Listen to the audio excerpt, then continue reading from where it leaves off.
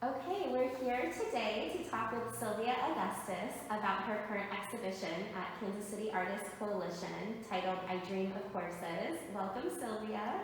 Thank you, Jessica. It's a pleasure to be here. Thank you so much for joining us. Now, I just want to start off with you telling us a little bit about yourself. I am a native New Yorker. I'm a city gal, born and raised in Manhattan and in the Bronx. And I just have always loved photography from a very young age. And my degrees are in architecture and historic preservation, and I was always able to take photographic electives in college and in graduate school. So that's how I kind of developed my interest in photography. Wonderful. Now, why this title of the show, I Dream of Horses? Well, I go to bed thinking of horses, and I wake up thinking about horses. I'm very lucky that I have a lot of art in my home. I'm able to display many of my pieces and those of other equine artists. So that's why I dream of horses. Now, why horses? What sparked this inspiration?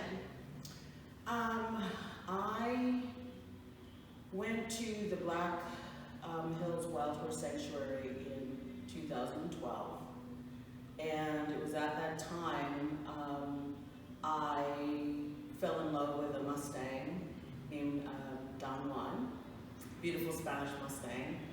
I was able to photograph him in his landscape with his harem, and while I was there, it's a volunteer organization, I began to get educated on the plight of wild horses in the United States. And my background in historic preservation and my interest in history, I think it caused me to do a deep dive into the issues regarding these animals. So that's how it's come to be. Wonderful.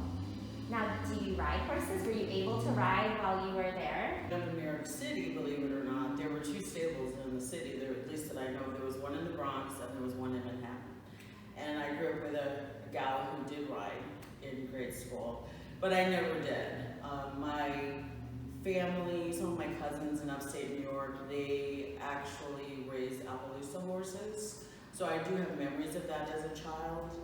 And then the NYPD, they had a huge mounted police group when I was growing up. And so you'd see those horses in the parks or at street fairs and stuff like that. And I think everybody really likes horses. I mean, they're just such wonderful creatures. And they're definitely really majestic.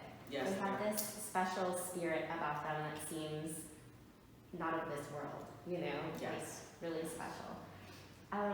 So why do you think you're so emotionally connected to the horses?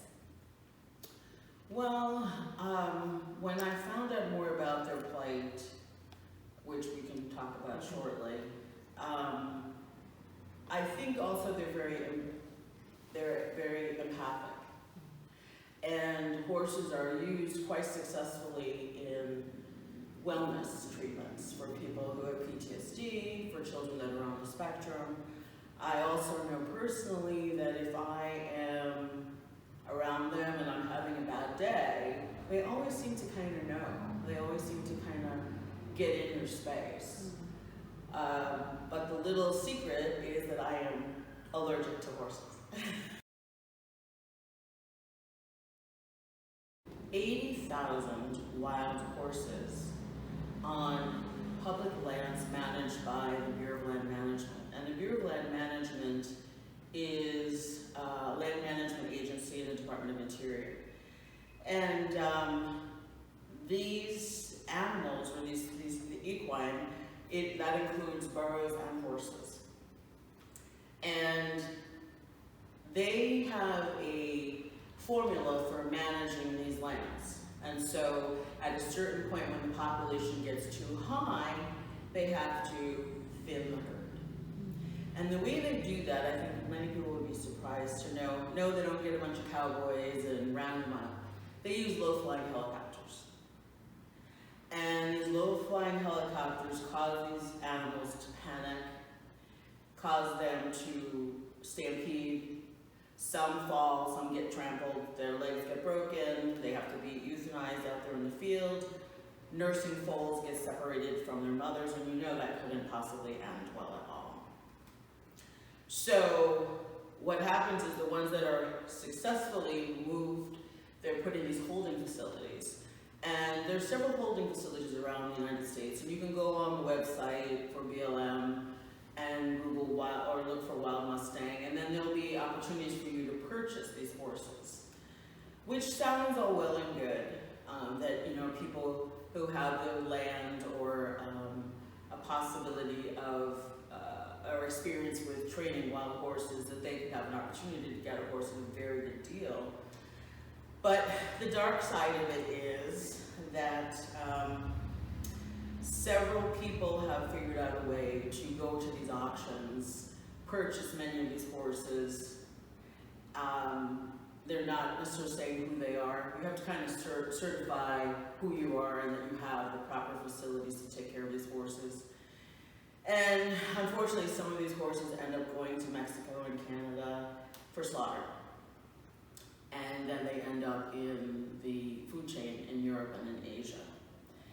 And the problem with that is that, first of all, I think most people would be concerned because we don't eat horses here in this country anymore. For a while, they were used in dog food.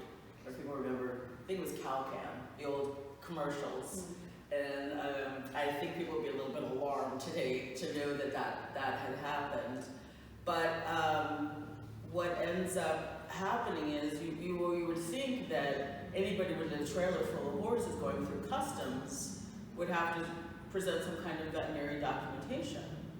But somehow it happens. I don't know how it happens, but it happens. So the problem with the wild horse population too is that they are reproducing at a very fast rate. They are also, the BLM land where these wild horses are areas that cattlemen use for grazing. They pay for their animals to graze, the cattlemen. So you have that group, which is a very powerful lobby, they're paying for service, and so they feel they shouldn't have to be competing with horses. So there's a lot of pressure on the Bureau of Land Management, and also from a land management standpoint, how many horses are too many? So the horses are reproducing, and people are abandoning their horses on public lands. So if you go to a sanctuary or you go to one of these areas and you see a horse that's several hands higher than the others, and with the hairy feet, you know that somebody dropped off a draft horse, right? And the problem with the introduction of domesticated horses into that group, not that they won't actually be accepted by the herd, it's that if they end up in the meat market, right? An animal that's been in one's care has gone to the vet. They get vaccines, they get preventative, all of those things remain in the tissue of the animal. So when the animal's sent to be slaughtered and that goes into the food chain, humans are ingesting things like potentially like cobra venom. Because if you had a racehorse, they might have been injected with cobra venom. So with cattle, at least they track the cattle, you know, so when there's a breakout of whatever, mad cow, they have a fairly good understanding and idea of where these cattle came from. But with the horses, because it's kind of it's an unregulated market, you end up having these complications. So there are a lot of rescue groups and people trying to help these animals, but I think people would be kind of appalled to know that that's how they're treated and how unfortunately a lot of them end up. And the other things that I should mention is that number, that 80,000, those are only horses on the Bureau of Land Management lands, okay?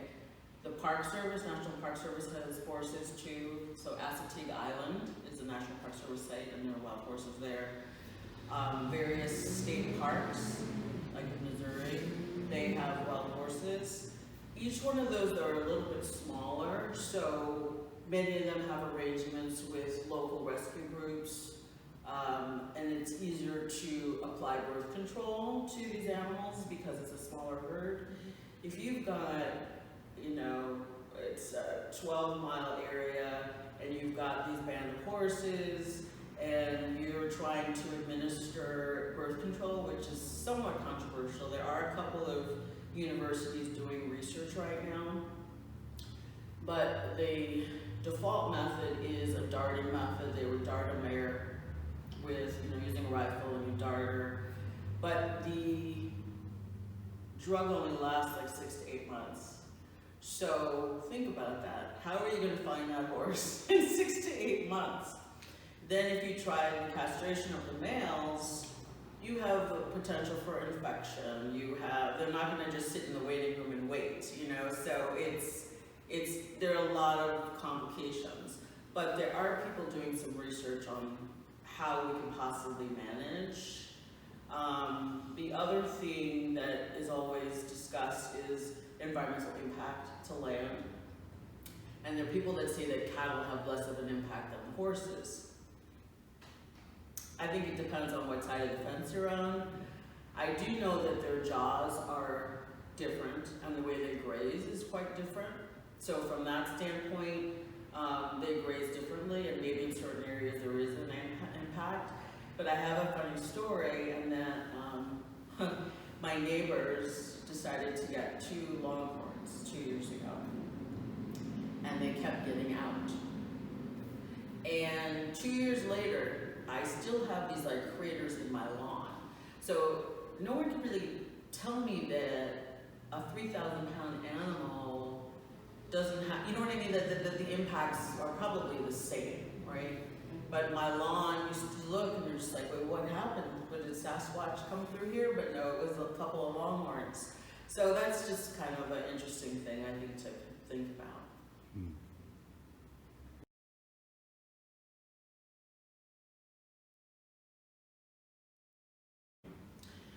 Well, to be honest with you, I think it might be actually a little bit positive.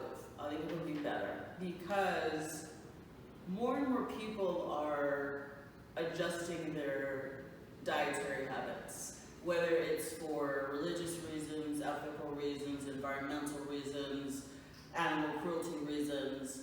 There are a lot of people moving away from eating meat. I'm meeting a lot of younger people who are like, oh yeah, I'm a vegan.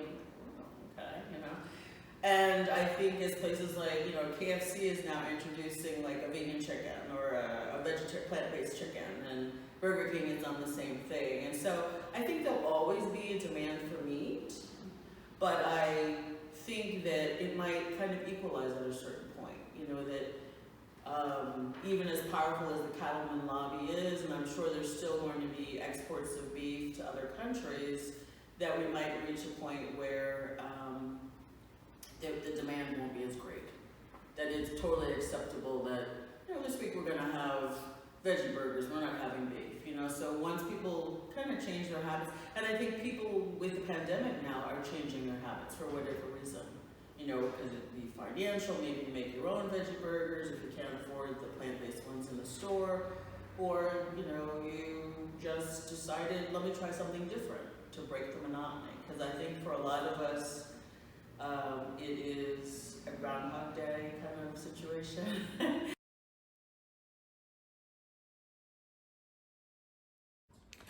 Okay, Sylvia, I'm curious, now that you've completed this body of work on the wild equine, do you plan to move forward with this subject matter, or will you be photographing something else next?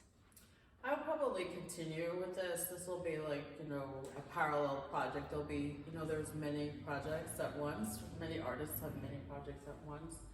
I think that this time in our history is causing me to refocus and reassess my process, and I'm sure a lot of artists are doing that right now.